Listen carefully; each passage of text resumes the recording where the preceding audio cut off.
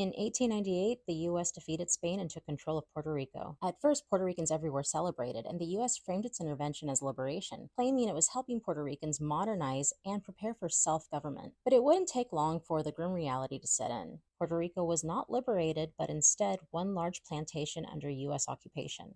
Before U.S. rule, Puerto Rico had a real middle class of people who owned their land, worked the land, and profited from their land.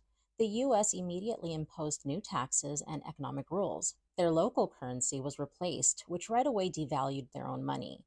So savings were devalued and property taxes rose beyond what many Puerto Rican landowners could pay. Middle class families lost their land, not because they failed, but because the rules were rewritten against them. U.S. corporations then bought that land cheaply. As land shifted into corporate hands, Puerto Rico was pushed into single crop export farming, especially sugar.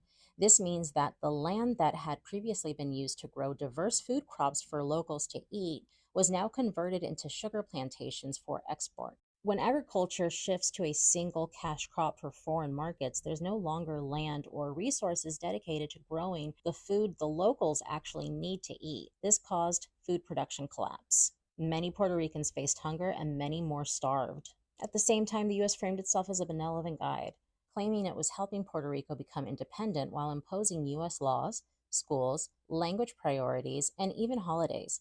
Thanksgiving was introduced as a symbol of civilization, replacing local traditions with American norms. With the U.S. invasion and takeover of Puerto Rico, this is where the three pillars of whiteness show up clearly. Supremacy was established through control of the land, economy, and the political system.